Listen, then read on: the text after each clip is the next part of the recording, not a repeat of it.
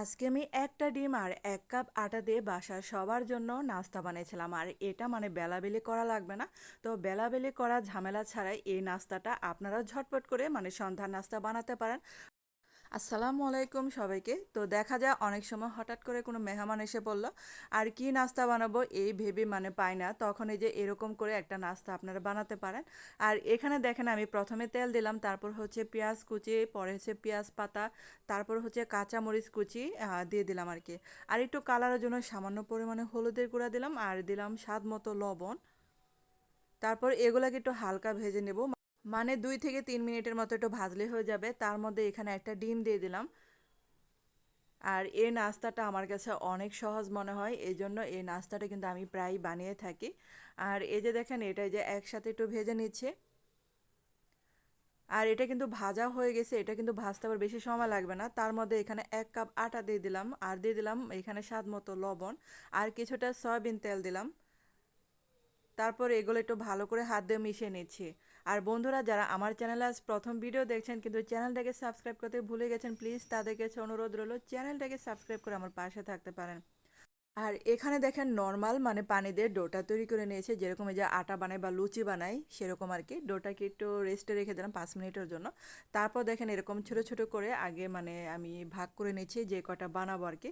আর 1 cup মানে আটা দিয়ে দেখেন কতগুলা নাস্তা হয়েছে।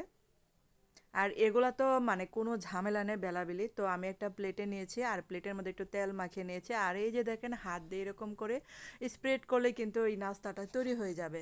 তো আপনারা দেখে বুঝতে পারছেন যে এটা মানে কোনো বেলাবেলি করা ঝামেলা নেই। একটু একটু করে এরকম ডো নিয়ে হাত দিয়ে এরকম স্প্রেড করবেন। আর এই যে দেখেন ডিমের পুরটা দিয়ে দিলাম। তারপরে এটা কিন্তু আমি রোলের মতো বানিয়ে নিচ্ছি। আর এই নাস্তাটা বাচ্চা থেকে বড় সবাই কিন্তু অনেক পছন্দ করবে। আর এই যে দেখেন সুন্দর মতো রোলের মতো বানিয়ে নিলাম আর এই যে হাত দিয়ে একটু সাইডে চেপে দিচ্ছি। তো এরকম ভাবে মানে বানিয়ে নিলাম। তো আরেকটা আপনাদের সুবিধার্থের জন্য বানিয়ে নিচ্ছি। আর এটাও কিন্তু সেম ভাবে বানিয়ে নিলাম, হাত দিয়ে একটু এরকম চেপে চেপে দিলে হয়ে যাবে একটা মানে এরকম রোলের মতো। তো অনেক সহজ কিন্তু এটা বানানো, আর এভাবে কিন্তু অনেকগুলো কিন্তু বানাতে পারবেন। তো এখানে যারা মানে বেশি পরিমাণে বানাবেন তারা একটু মানে কম বেশি করে নেবেন।